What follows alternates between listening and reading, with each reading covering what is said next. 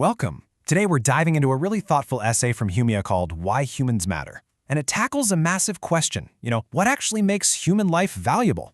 But it comes at it from a pretty unique angle, arguing that the answer isn't really found in belief or philosophy, but in observable scientific reality. Yeah, and that's what's so compelling about this approach, right? I think most of us have a gut feeling that human life is valuable. But if you're really pushed to explain why, the conversation almost always lands on faith or tradition or just sentiment. This Humia essay starts from a different place. It asks, what if that value isn't just something we feel, but something that's actually baked into the fabric of reality itself? Exactly. The whole premise here is to anchor the idea of human dignity in things we can actually point to, properties that we can observe and describe. It's really an attempt to build the case from the ground up, based not on what we believe we are, but on what we can demonstrably prove we are. And the essay builds this argument in a really clear, logical way. It starts small, with the individual, what makes each of us unique. From there, it moves out to our ability to act in the world, then it zooms way out to the cosmic scale, and finally, it brings it all home to argue that dignity is an inherent property that just emerges from all these facts. Okay, so let's jump into that first piece, the irreplaceable self.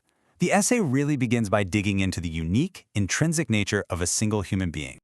So the first core idea in the Humia article is this concept that humans are self-modeling systems. Now, I know that sounds pretty technical, but the idea is actually very intuitive.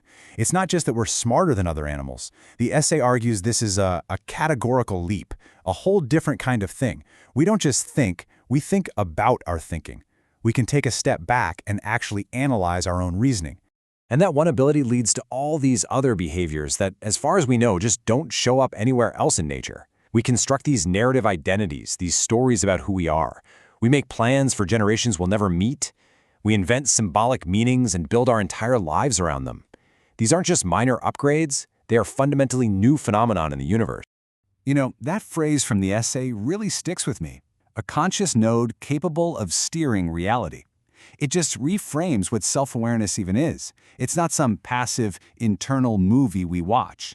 It's an active tool that lets us physically intervene in the world and actually change the course of events based on our ideas. We're not just along for the ride. We have our hands on the wheel. So that covers the cognitive side of things, our internal world. The next point in this Humia article shifts to the physical, to the informational reality of who we are. It makes the argument that every single human is, in a very literal and technical sense, irreplaceable. And the essay is really clear that this isn't supposed to be poetic. This is a point that's grounded in information theory. Your specific DNA, the one-of-a-kind wiring in your brain that's been shaped by a lifetime of unique experiences, your specific memories, that entire configuration of matter and information just cannot be copied. So when a person is lost, that entire universe of information is gone forever. They are, by definition, non-fungible. So if that first part was about what we are on the inside, this next section is all about what that allows us to do on the outside. It's about how those unique internal properties actually translate into action in the real world. And this gets us to the third major point in the essay, which is all about agency. Pretty much every other organism we know of is fundamentally driven by its evolutionary programming. Survive, reproduce, compete. But humans consistently show this bizarre ability to consciously override those basic animal instincts. And this isn't some abstract theory. You can see this happening all around you. People choosing to put a value, a principle, ahead of their own survival. They dedicate their lives to protecting other species or sacrifice themselves for total strangers. This shows a clear ability to act on abstract ideas, even when it runs completely contrary to our basic biological code. And as the essay points out, that is an extraordinary and observable fact about us. That idea of agency then leads right into the fourth point. The essay argues that all of the complex systems that we live inside of, our economies, our legal systems, science itself, they all originate from the thoughts and choices made inside individual human minds. They're all downstream from individual consciousness. And that has a huge consequence. The Humia article argues that if all our big systems, our governments, our markets, our institutions, if they're all built from the agency of individuals, then the legitimacy of those systems depends entirely on how they treat those individuals. You can't claim to value justice or progress while devaluing the very source of those things. As the essay puts it, that's a category error. It just doesn't make logical sense. All right, so we've gone from the individual to society, and now the essay just zooms all the way out to the largest possible scale to think about the cosmic implications of our existence. This next point is, well, it's a profound one. As far as we know, consciousness is incredibly rare. The universe hummed along for billions of years, completely unobserved. This essay frames human consciousness as the universe's only known reflective surface. It's through us that matter becomes aware of itself, that energy gets turned into meaning, and that time becomes history. Without a witness, there's just stuff happening. With a witness, there's a story. And then the sixth and final argument brings all of this back down to earth, to a very practical, very measurable reality.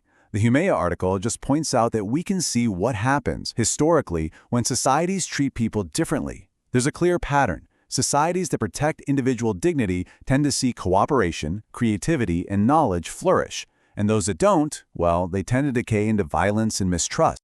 And that is really the core of this final point. The essay isn't making a moral argument that dignity is a nice idea we should all adopt. It's arguing that it's a functional requirement for a healthy society. It's almost like a design principle for building civilizations that are stable, that can adapt, and that are capable of long-term survival. It's practical, not just aspirational. Okay, so this brings us to the conclusion of the essay, which ties all 6 of these different ideas into one coherent argument. So, let's just quickly recap the argument from the Humea article. We've got these 6 points, and they're presented not as beliefs, but as observable properties of humanity. First, we're self-aware. Second, we're informationally unique. Third, we can act on our values. Fourth, all our systems come from us. Fifth, we're the universe's witnesses. And sixth, treating each other with dignity just works better. It's a case built on what we can see and describe.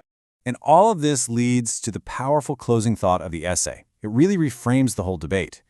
From this perspective, protecting human dignity isn't a soft emotional choice. It's actually the choice that aligns with the facts of reality. To deny it isn't humility, it's just an error. It's a failure to understand what a human being actually is. So, if this reality-based way of thinking resonates with you, you can explore more essays just like it over at humea.life. Thanks so much for joining us for this exploration.